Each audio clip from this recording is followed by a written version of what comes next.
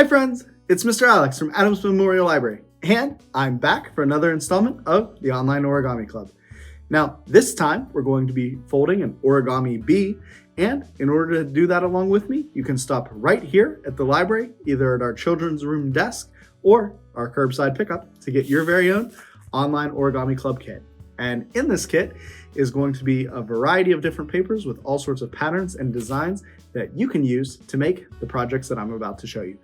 So let me show you what we'll need and we'll get started. In order to make our origami bee, we're gonna need just a couple of things. We'll need a practice sheet of paper to get really good at folding origami bees. We'll need our final sheet of paper out of our Online Origami Club kit or something else that we have at home.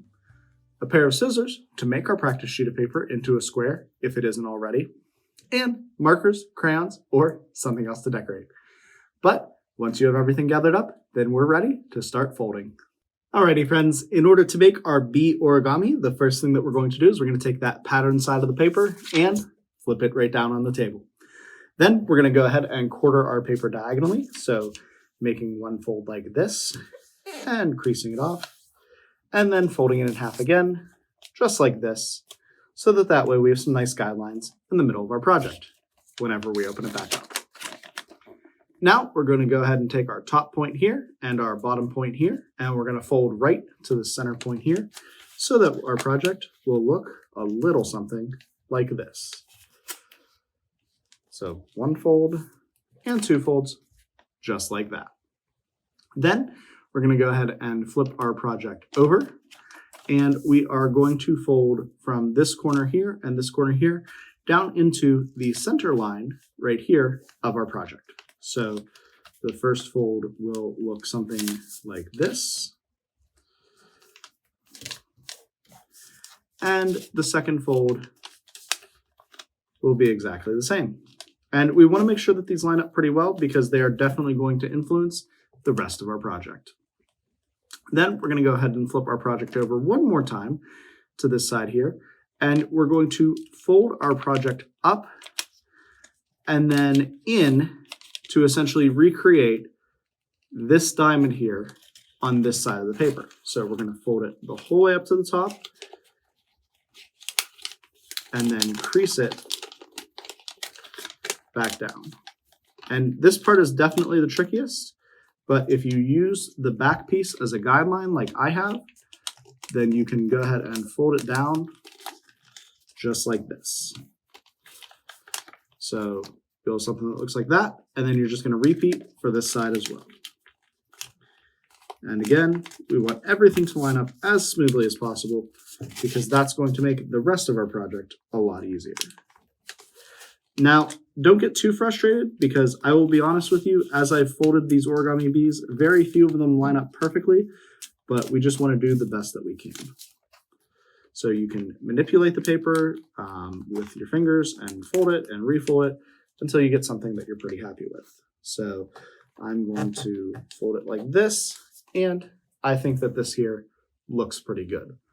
So now that we've got this shape, we're going to go ahead and take the top layer of our project and fold that down like this so that our project will take on this shape here.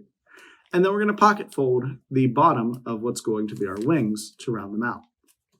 Now, when you pocket fold these, you want them to be about even on both sides. Again, it's going to affect our project later if they're not, but you can also sort of estimate. You don't have to get it exact either. So one pocket fold there, and one pocket fold here, just pushing the corners up into our project so that we have something that looks like this. Now we're going to pull up the hood on the top of where our bee's head is going to be. And then we're going to fold this side here and this side here into the center line of our project one more time. So if we do that, it will look something like that, just like this. Again, taking our project and underneath this top hood, folding to the center line and repeating on the other side. When they meet up in the middle, we'll give it that final crease, and we should have something that looks like this. Now we want to round out our bee's head, and we can do that in a couple of ways. the first thing that we're going to do is that we're going to fold the edges here and here back to round them off. So we'll fold like this. Then we're going to take the bottom of our bee's head right here and fold that up and under, just like that. And then finally, for the top of our bee's head, we are going to fold the point down like this. And then we're going to fold it back up, but not the whole way. So we'll fold it just part of the way back up so that a little bit is sticking out. And that will give us a shape that looks like this on the back of our project. So now that we have this, our bee is all done and ready to go. This is where we can get our markers, crayons, and other decorative supplies to add some stripes or other features to our bee, and it'll be ready to buzz about in the backyard. And after a little bit of practice, especially with some of those trickier folds, I took my final sheet of paper out of my Online Origami Club kit, and I made this beautiful bee right here. And as you can see, I took my Sharpie marker and I added some stripes as well as antenna and eyes onto the bee itself. And I think it turned out pretty great. But most importantly, I'd love to see how your origami turned out. So be sure to send pictures on over to us at kids@adamslib.org.